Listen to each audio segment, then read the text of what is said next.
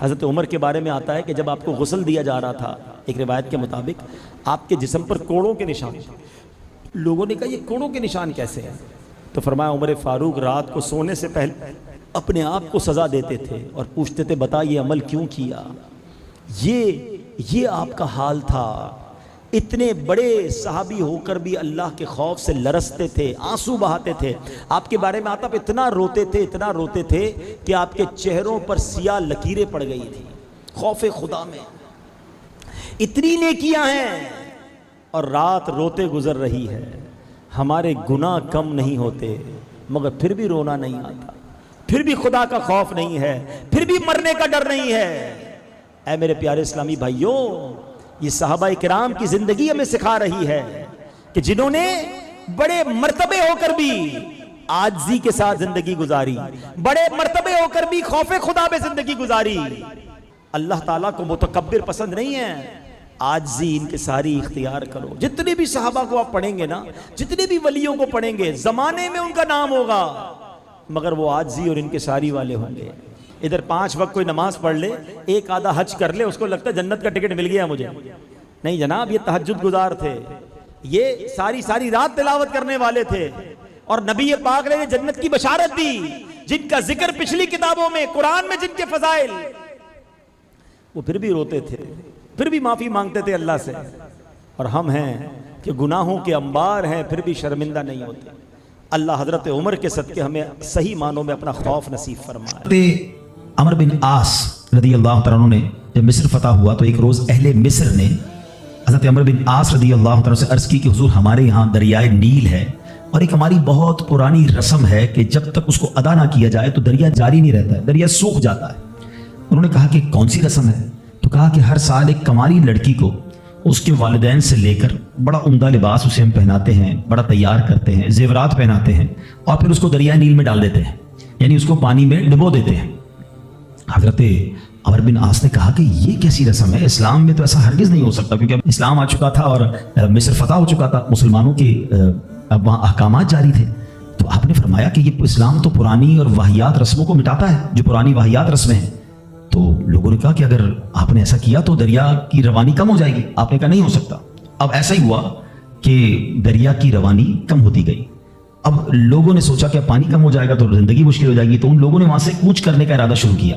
حضرت عمر بن عاص نے اب امیر المومنین حضرت عمر فاروق رضی اللہ عنہ کو خط لکھا اور عرض کی حضور ایسا ایسا معاملہ ہے اور لوگ ایسی بری رسم چلاتے تھے، میں نے وہ رسم کا منع کر دیا کہ اسلام ان رسموں کی اجازت نہیں دیتا، مگر حضور اب تو پانی بھی کم ہونے لگ گیا ہے۔ اللہ اکبر۔ حضرت عمر بن خطاب رضی اللہ عنہ کی شان دیکھیں، امیر المومنین نے ایک خط لکھا اور کہا کہ یہ رکا جو ہے دریائے نیل میں ڈال دینا۔ آپ نے ایک خط لکھ کر بھیجا کہ یہ رکا جو ہے دریائے نیل میں ڈال دینا۔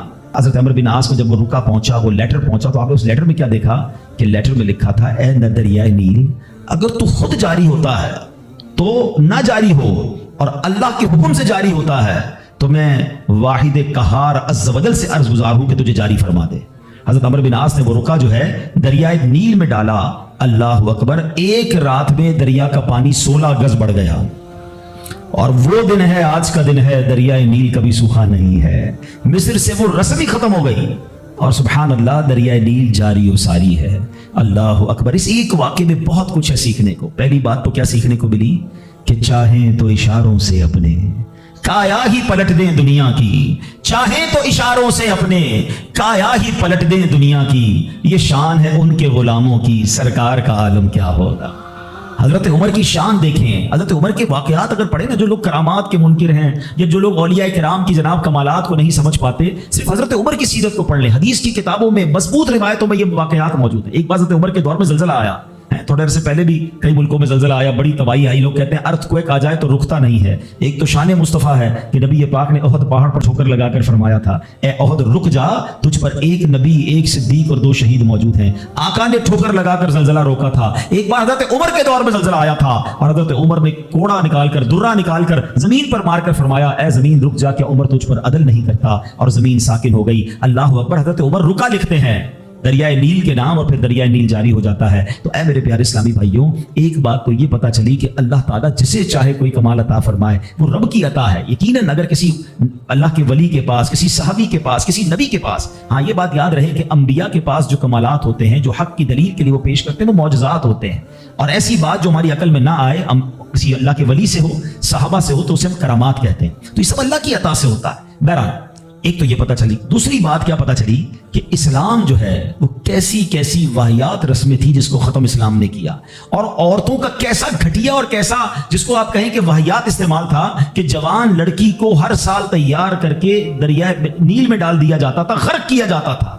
یہ اہمیت تھی اسلام سے پہلے عورتوں کی. اللہ اکبر. ایسا دور تھا میرے پیارے اسلامی بھائیوں کہ اگر تھوڑا سا ہم اسلام سے پہلے کے حالات دیکھیں نا عورتوں کے بارے میں، تو حیثیت کیا تھی کہ وہ مردوں کی خواہشات پورا کرنے کے لیے کھلونا تھی. عورتیں دن رات مردوں کی خدمت کرتی، محنت مزدوری بھی عورتیں کرتی، اور جو کچھ کماتی وہ مردوں کو دے دیا کرتی. مگر وہ ظالم مرد ان عورتوں پر کچھ بھی خرچ نہ کیا کرتے، عورتوں کو جانوروں کی طرح مارتے پیٹتے تھے. ذرا سی بات پر عورتوں کے کان، آنکھ اور ناک کاٹ دیا کرتے تھے، عورتوں کو دردناک سزائیں دے کر قتل کر دیا کرتے. باپ کے مرنے کے بعد، اب دیکھیں کیا تھا اسلام سے پہلے کہ باپ کے مرنے کے بعد جس طرح اس کے لڑکے جائیداد کے مالک ہو جاتے تھے، اس طرح اپنے باپ کی بیوی یعنی اپنی ماں کے بھی مالک ہو جاتے تھے. معاذ اللہ، اپنی ماں کو لونڈی بنا کر رکھتے تھے. اللہ اکبر. عورتوں کو ان کے ماں باپ، بھائی بہن، شوہر کی میراث میں کوئی حصہ نہیں ملتا تھا. عورتیں کسی چیز کی مالک نہیں ہوتی تھی. عرب کے بعض قبیلوں میں تو یہ ظالمانہ دستور تھا کہ بیوہ ہو جانے کے بعد عورتوں کو گھر سے باہر نکال کر ایک چھوٹے سے تنگ اور تاریک جھونپڑے میں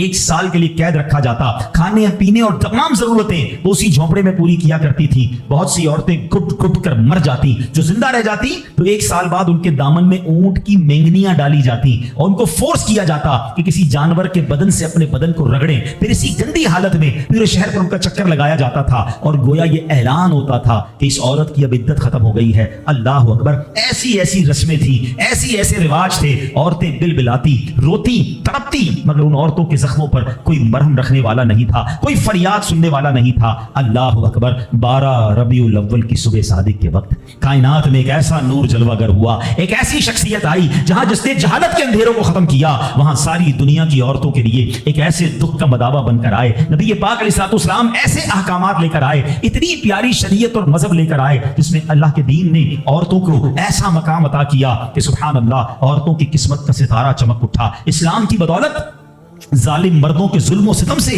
کچلی اور روندی ہوئی عورتوں کا درجہ اس قدر بلند ہوا کہ عورت معاملات زندگی اور موت کے ہر مرحلے پر عورت کو باوقار مقام حاصل ہوا. مردوں کی طرح عورتوں کے بھی حقوق جو ہے وہ بیان کیے گئے. عورتوں کی حفاظت کے لیے احکام خداوندی نازل ہوئے. عورتوں کو مالکانہ حقوق مل گئے. عورتیں اپنے مہر کی رقموں، اپنی تجارتوں، اپنی جائیدادوں کی مالک بنا دی گئیں. اپنے ماں باپ، بھائی بہن، اولاد اور شوہر کی میراثوں کی وارث قرار دی گئیں. الغرض وہ عورتیں جو مردوں کی جوتیوں سے بھی زیادہ ذلیل و خوار تھیں، انتہائی مجبور و لاچار تھیں، وہ مردوں کے دلوں کا سکون اور ان کی گھروں کی ملکہ بن گئی. چنانچہ قرآن مجید صاف لفظوں میں خواتین کے، عورتوں کے حقوق بیان کرتے ہوئے ارشاد فرماتا ہے، بسم اللہ الرحمن الرحیم، خلق لکم من انفسکم ازواجا لتسکنوا الیہا وجعل بینکم مودۃ ورحمہ.